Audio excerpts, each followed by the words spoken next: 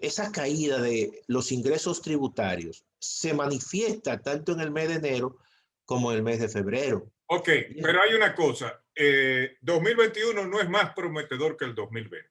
Yo sostengo eso y tú me lo acabas de afirmar. Vamos a seguir cogiendo cuarto prestado porque tenemos un presupuesto de 1 billón y pico de un billón 37.000 millones de pesos. Con lo que se pueda pegar después de los complementarios.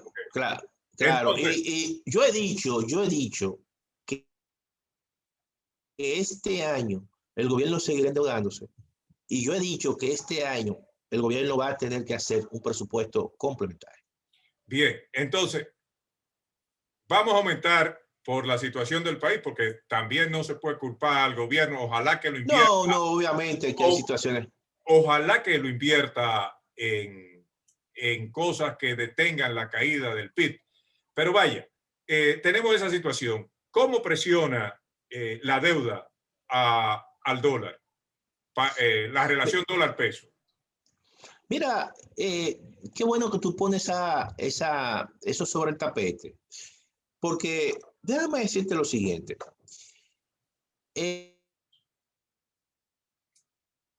El gobernador del Banco Central y el gobierno el año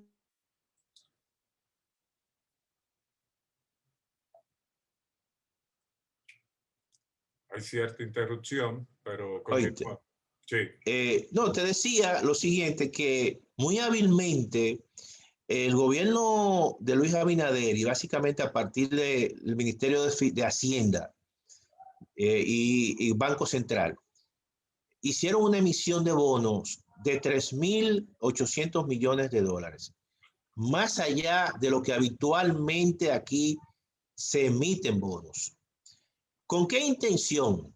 Con la intención de aumentar las reservas del Banco Central y llevarla prácticamente a principios de este año 2021 a más de 11.000 millones de dólares. Pero déjame decir... Eso fue lo que dijo el gobernador diciendo, hemos ahorrado tanto. No, eso es deuda.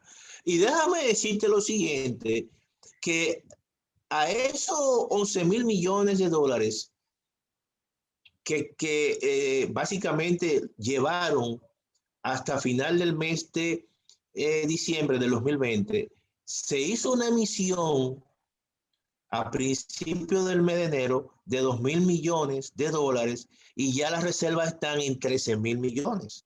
¿Con qué intención? Bueno, precisamente para evitar que el tipo de cambio se deprecie como se depreció el año pasado, que la depreciación del tipo de cambio fue de alrededor de un casi 11%. Por lo tanto, el Banco Central tiene cierto colchón en reserva por si la economía demanda más dólares ante una situación de cierta reactivación que según el Banco Central espera de la actividad económica, entonces tener ese colchón para evitar una depreciación del tipo de cambio. Pero cuando tengamos que pagar amortiguar los préstamos, capital e interés de esa suma exorbitante que debemos, ¿no afecta la relación peso-dólar? Lo que ocurre es, aunque este año, por ejemplo, se van a pagar más de 187 mil millones de pesos solamente en intereses, es decir, casi el 3.6% del PIB, pero también a principio de año el gobierno hizo una especie de reprogramación de deuda. Que cogió bonos para también. Claro, habían unos bonos que se vencían, entonces hizo una especie de rollover, pagó esos bonos y los refinanció a un periodo mucho más largo. Entonces es una manera de tú dejarle el problema a otro y de tú alargar el problema 2 años posteriores. Dejarle el problema al que gane en el 24. Al que gane el 24. ¿Tú entiendes? Entonces, eso es una forma de rejuego, pero el nivel de endeudamiento va a seguir y eso es un problema. Y ese nivel de endeudamiento va a implicar que posiblemente el próximo año, 2022, si no aplican una reforma fiscal o un pacto fiscal, el peso que van a tener el pago de los intereses, no este año, sino el 2022, va a ser mucho mayor. ¿De cuánto? Más de 3.000 millones de dólares, solamente en o sea, los intereses, estamos hablando de que ya eso representa, bueno, posiblemente el próximo año, eso sea como 190.000 millones de pesos. ¿Qué significa eso? Estamos hablando de de 3.500 millones de dólares. 3.500, de 3.500 a 4.000 dólares, millones de dólares. Por ahí es que. Entonces, okay. eso tiene un peso. Pero si yo justificaría los préstamos si se invirtieran en áreas neurálgicas de la economía. Estuve conversando hace 2 días con Iván García de la Federación Dominicana de Comerciantes. Sí, de comerciantes, sí. Y él me indicaba que esa federación tiene 61.000 y tantos de miembros. De esos 61.000 y tantos de miembros, 19.000 y pico no han podido abrir, es decir, están cerrados, producto de la crisis económica. Oye, Willy, te voy a dar un dato con respecto a eso. Apenas el 32% de las pequeñas y medianas empresas es que han podido reincorporarse, con el impacto de la pandemia. Pero ¿Qué ha significado eso? ¿Qué ha significado eso? Que alrededor de casi 400.000 personas que aparecían, o trabajadores, vamos a decir, que aparecían en la encuesta que hacía el Banco Central antes de la pandemia, ya no están en el mercado de trabajo. ¿Tú sabes por qué?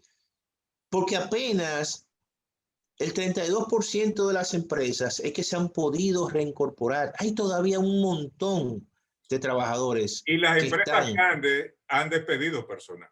Sí, han despedido porque ha habido una especie de recomposición del trabajo. Incluso hay mucha gente que lo han enviado para el teletrabajo, otros le han dicho, no, ya no, las ventas se han caído y no te podemos recontratar. Todo eso ha ocurrido. Hay que apuntar a algo, resaltarlo. Y es que Iván García me habla del comercio. Tú me estás mezclando las dos. Te estás tocando la industria también, grande, pequeña. Sí, no, claro. Porque mira lo que ocurre, por ejemplo, con el toque de queda. El toque de queda ha afectado las actividades básicamente vespertinas y nocturnas. Sí. Pero estoy hablando no solamente de empresas formales, sino también de empresas informales. Sí. Es decir, muchos pequeños restaurantes, las empresas, por ejemplo, de entretenimiento, los cines han cerrado. Oye bien, ¿eh?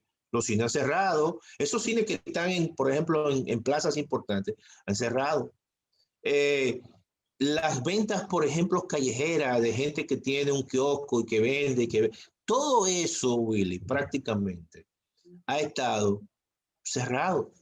¿Tú has medido el desempleo que hay aquí, realmente? Pero las cifras del Banco Central, la que tú has analizado. No, es que, oye bien, el Banco Central te da 2 cifras de desempleo. Por eso yo digo que muchas veces uno como economista se le hace un tanto difícil, y quizás tú lo sabes eso, entrar en cuestiones técnicas con el público. Y uno tiene que aplatanar las cosas. El Banco Central te dice, mira, la tasa de desempleo abierta, pues, eso te lo voy a explicar, es ahora mismo un 5.7%. ¿Quién le cree eso? Eso aparece, para que tú lo sepas, así mismo. Ahora, hay otra cifra que es la que más se parece mucho y refleja mucho toda la actividad económica en la República Dominicana, que es el desempleo ampliado. Y esa cifra anda por encima del 16%. Pero yo me la encuentro poco para la decantación que ha pasado aquí. No, te estoy hablando antes de la crisis. Ok. Posterior a la crisis, cuando se fueron 720.000 trabajadores que estaban en el paro o estaban suspendidos, eso subió por encima del 22% por ahí. Eso es empleo formal, lo que tú estás hablando. Sí, claro. No, bueno, ahí el empleo informal, ya tú te puedes imaginar porque... No, no me lo quiero imaginar. Tírame un número. No, espérate, porque déjame decirte lo siguiente, el 58% de la población ocupada en la República Dominicana es informal. Y estamos hablando de que esa cifra debe estar alrededor de un 30%. Superior. Sí, sí, claro, seguro. Y más cuando son, por ejemplo, cuando son jóvenes y mujeres. Un 30% estamos hablando de 65,000, 70,000, Sí, 70% de empleo en el sector informal. Claro, Eso es devastador. Claro, entonces... Pero mira esto que te tengo aquí, que lo apunté antes de conectarme contigo. Hay una información que dice que los datos del Sistema Único de Información y Recaudo de la Tesorería de Seguridad Social indican que al 31 de diciembre el porcentaje de trabajadores que ganan menos de 15,000 pesos es más del 50%. 67% para los que ganan 20,000. 92% a los que ganan 25,000. La canasta familiar está, según esa información, sobre 36,000 pesos. En plena crisis, con un desempleo galopante. Dale la receta a Luis Abinader. Mira, Willy, el dato es mucho más escalofriante. El Banco Central acaba de actualizar recientemente los datos de la canasta básica familiar. ¿Tú sabes cuánto este año se supone? Este año el comité de salario tiene que convocar a los trabajadores y a los empleadores para que discutan el salario mínimo. Sí. ¿Tú sabes cuánto es el salario mínimo para las empresas grandes? 17,600 pesos. ¿Tú sabes cuál es el coste de la canasta básica para el grupo de los más pobres, que en economía le decimos aquellos que están en el primer quintil? 21,700 pesos. ¿Qué significa eso? Que hay un déficit para el más pobre entre lo que recibe, oye bien, y lo que reciben el salario mínimo más alto, que no son la mayoría, porque los que reciben el salario mínimo más bajito son más, que son 10,000 pesos. Y hay un déficit de más de casi un 35%. Ahora, para aquellos como tú y como yo, que no estamos ahí, que estamos en el quintil 3, 4, 5. No, yo voy para el pronto. Oye, el coste de la canasta promedio sí, es prácticamente 37,000 pesos promedio. Y los que están en el quintil más alto, estamos hablando de 68,000 pesos. Eso es un problema aquí. La brecha entre el salario que reciben la gran mayoría de esa gente que cotiza en la seguridad social, que más del 75% apenas lo que ganan son 20, 25,000 pesos. Esa gente están sencillamente pagando una canasta promedio que es de 36,000, casi 37,000 pesos. Es decir, que hay un déficit de más de prácticamente 7,000 pesos cuando ellos van a comprar a un supermercado y tratan de llenar en un carrito lo que cuesta esa canasta promedio. Eso es un problema que hay en este país. En plena crisis, ayer había una manifestación exigiendo el 30% de los fondos de la AFP. Yo no sé cuál es tu opinión al respecto. Tampoco sé cómo se va a mantener la gente con ese desempleo galopante en plena crisis sanitaria y extendiéndose la crisis económica. ¿Qué tú piensas? Mira qué pasa. Yo creo que aquí hay que hacer como ha hecho el gobierno norteamericano en ese aspecto. Aquí hay que identificar a aquellas personas que están en condiciones de desempleo y darle un cheque. Pero un cheque, la idea de Luis Abinader de dar un cheque, oíste, 1,500 pesos, 3,000 pesos. No, yo estoy hablando de un cheque que sobrepase los 10,000 pesos, mínimamente esa gente. Mira por qué. Porque cuando nosotros decimos que hay que darle el 30% a los dueños de sus recursos que están depositados en las AFP, ahí hay mansos y cimarrones. Ahí hay que no están desempleados y otros que están desempleados. Si a mí me dan lo que yo tengo guardado ahí, ¿qué tú crees que yo voy a hacer? ¿Qué? ¿O Asegurar. lo convierto en dólares? Bueno, pero eso eres tú. Pero hay una Entonces, cantidad de gente que no tiene condiciones. Bueno, entonces vamos a identificar a esa gente, es lo que yo digo, y vamos a y no que ellos gasten su cuarto. Pero hay vamos una nosotros a hacer. Oye, hay una situación, en Sudamérica se han adoptado ese tipo de acciones. Yo te puedo decir que Chile ya tiene 3 emisiones de 10%. Sí. Que Perú tiene una emisión de 25% y otra de 10%. Y que los bolivianos, el gobierno le quiere dar un 15%, pero los bolivianos lo quieren todo. A final de cuentas, yo he analizado en innumerables ocasiones, desde mi punto de vista, el Fondo de Pensiones de República Dominicana, y con la moneda fluctuando siempre hacia arriba o yendo siempre hacia arriba, es un eufemismo pensar que usted con lo que le toca de los fondos de pensiones, usted va a poder sustentar sus niveles básicos de vida. ¿Por qué te digo esto? Imagínate el ejemplo de una persona que en el 2006 empezó a cotizar, cuando la moneda estaba a 26 por 1. Hoy en día se retira y está a 58, 59 por 1. En términos de poder adquisitivo, de los 5,000 pesos o 10,000 pesos que va a ganar, con lo que tú me estás diciendo de que la canasta familiar en el primer quintil supera los 21,000 pesos y que en términos generales está sobre 36,000 pesos, se puede mantener una gente así. Y para llegar a ese nivel de pensionarse, tiene que mantenerse estos años. Tenemos un año sumamente duro. Sí, pero, o sea, Willy, mira eso. Supongamos que tú le des todo el dinero. ¿Tú crees que eso y esta crisis se prolonga? ¿Qué tú crees que va a hacer esa persona?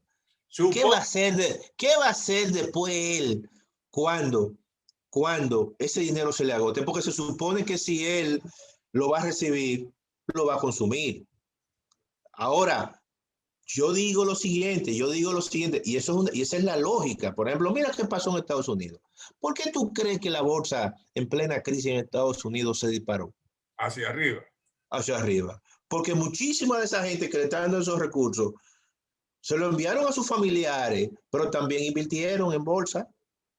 ¿Tú estás entendiendo eso? Entonces, un dinero que le estaban dando para las ayudas, para mantenerse, y que se lo subieron, lo estaban invirtiendo en bolsa.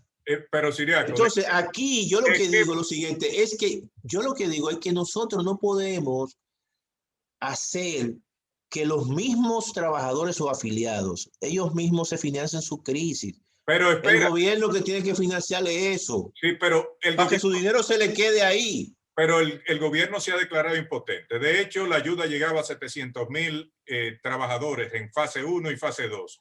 Y el mismo presidente reconoce que esa ayuda se recortó a 65,000 personas. Es decir, 600 y pico mil personas están con los brazos abiertos ahora mismo. Yeah. Y el gobierno dice que es por recuperación económica. Yo tengo el dato de que se recortó la ayuda porque el gobierno no tenía el soporte económico para alimentar a esas personas. Pero Willy, por ejemplo, que tú, no sé, ayer yo pude ver en los periódicos de circulación nacional y hoy que el presidente Luis Abinader dijo que por la eliminación de la famosa cuenta bonos y productos diversos se ahorró 669 millones de pesos. Y a cada rato está diciendo que se ahorró 300 y se ahorró. Entonces ese dinero lo puede fácilmente transferir en apoyo a las familias más vulnerables. Sí. Oye, ayer mismo dijo el presidente de la República el problema que se ahorró 669 millones de euros. Pero el problema es que aquí todos somos vulnerables. La misma clase media está descapitalizada. Sí, eso es verdad. Oye, ha habido un proceso de deterioro de la clase media. Total. Y mucha gente, supuestamente, que Danilo había sacado de la pobreza con numeritos, ese tipo de cosas. Esa gente otra vez pobre Sí, así ¿Tú mismo. entiendes? Entonces, lo que te quiero decir es que nosotros tenemos que establecer un plan, dentro de un plan de recuperación, un plan amplio de ayuda a la Por, gente para que la gente no esté gastando su propio cuarto. Jaco, ¿Tú ¿por entiendes? qué Chile, que es un país un poco más avanzado que República Dominicana, no es el primer mundo, como mucha gente lo quiere ver? Claro, no, no es el primer mundo. Pero es un país más institucionalizado que República Dominicana, más fuerte económicamente que República Dominicana, con un Producto Interno Bruto mucho más grande, 3 o 4 veces superior, porque adopta y es el teórico el que concibe las AFP como las tenemos en República Dominicana, opta por 3 emisiones. Y la economía se ha dinamizado. Se preveía que la economía chilena iba a caer sobre 7% y cayó 3.5 o 4%. Y han seguido emitiendo bonos a pesar de que al principio el gobierno estaba escéptico. Tenía los mismos argumentos que tienen las clases dominantes de República Dominicana y el mismo gobierno. Mira, yo le he dado seguimiento al caso chileno por diferentes razones, muy de cerca, y al caso peruano. Y son razones diferentes. La climaversión histórica que hay en Chile por las AFP, que la vinculan precisamente a un proceso de acumulación a partir de la dictadura de Pinochet, y que en cierta manera se lo impusieron a partir de la constitución del año 1980 de Pinochet. Eso ha generado una climaversión mucho antes de la pandemia. Y la campaña que había en Chile era mucho antes de la pandemia en contra de las AFP, porque las AFP vendieron en Chile, vendieron la idea de que los chilenos iban, una vez se retiraran, iban a recibir pensiones jugosas. Y cuando en Chile comenzaron los primeros pensionistas, hasta el día de hoy lo que están recibiendo son $200 y $250. Aquí nosotros vamos a pasar por ese problema. ¿Tú sabes por qué, Willy? Porque Porque nosotros, y eso tú lo dijiste muy bien, más del 75% de los que cotizan en las AFP reciben 25,000 pesos. Y tú sabes que cuando esa persona se retire en el 2028, que comiencen los primeros retiros de vejez, ¿tú sabes cuánto va a recibir una persona? 4,000 pesos y 5,000 pesos.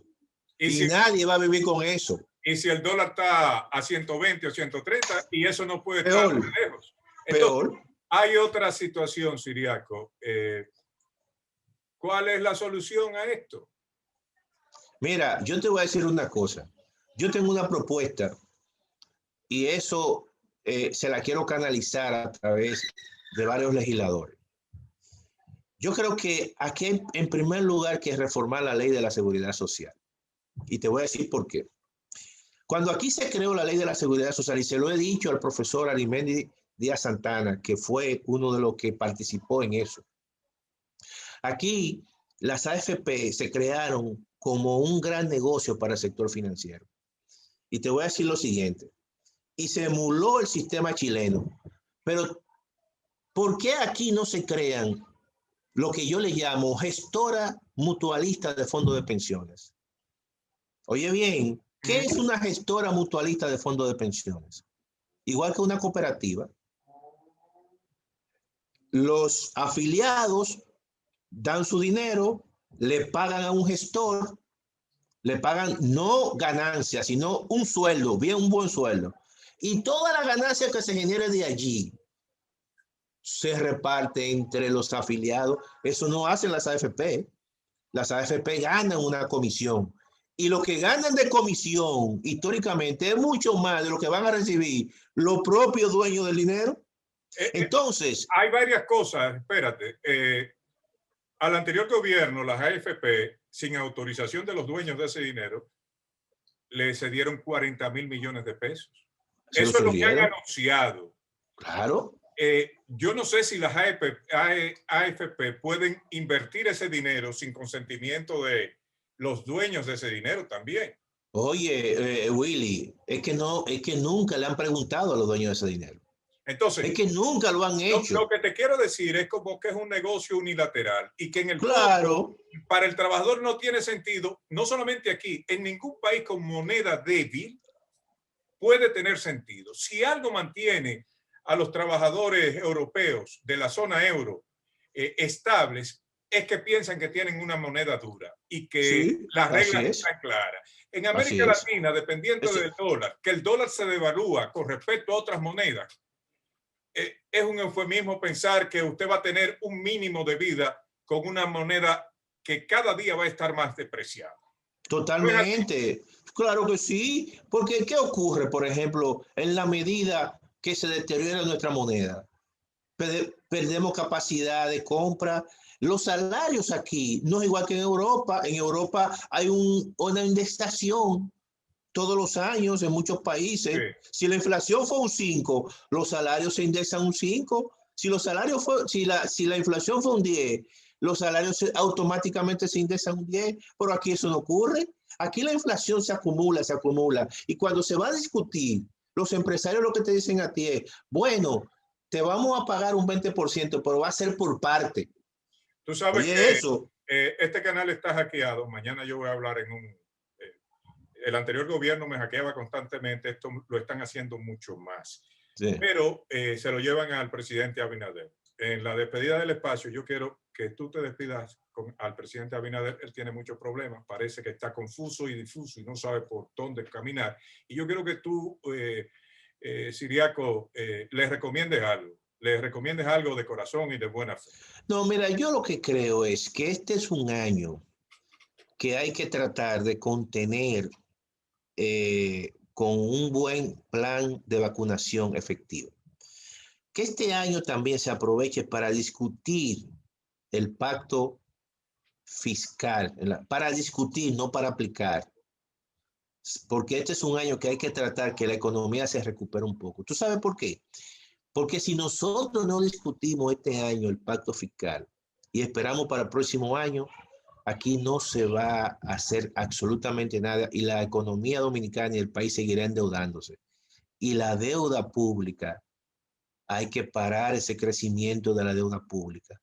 Eso es peligroso, muy peligroso. Y Tú no quieres meter miedo, pero tú me estás asustando ahora con lo que no, no, no, yo te lo estoy diciendo porque uno está viendo cómo son las cosas. Si tú no haces reforma al principio del año o prácticamente donde hay cierto nivel de amoríos, cuando las cosas se deterioran, oye, es una situación que la población no aguanta. Hay una tendencia a incremento en los precios de los productos de primera necesidad. eh, Posteriormente, la gente va a pedir incremento de salarios. El gobierno, si no tiene recursos, se va entonces a meter en una camisa de fuerza. Por eso es que hay que discutir todos los problemas, hacer las discusiones de los principales pactos para el próximo año, que el gobierno pueda tener recursos y poder solventar situaciones que se van a seguir presentando en la economía dominicana. ese es Antonio Siriaco, vicedecano de la UAS. Tú tienes tiempo, ¿verdad?, para darle una asesoría a Luis Abinader que te contrate. ¿O lo Bueno, haces? ahora mismo, No, no yo, tienes tiempo. yo estoy muy dedicado a la academia por razones incluso No, de pero aspiraciones. tú vas los sábados, los domingos y te doy una charla. Antonio, Eh, gracias por quitar. Yo sé que tú eres atareado, que este tiempo es para tu familia, pero gracias por concedernos la entrevista y que no sea la última vez. no, no, cuenta conmigo, Willy, ya tú sabes. Y un abrazo. Igual, Gracias por la invitación. Hasta gracias luego. a ustedes, amigos, por seguir con nosotros. Recuerde, si le gusta el espacio, recomiéndeselo a un amigo. Si le gusta mucho, recomiéndeselo a todo el mundo. Recuerde que estamos en Patreon. Sea patrocinador del espacio. En la descripción del canal está el link que lo lleva directo a Patreon. Volvemos en otra ocasión. Hasta la vista.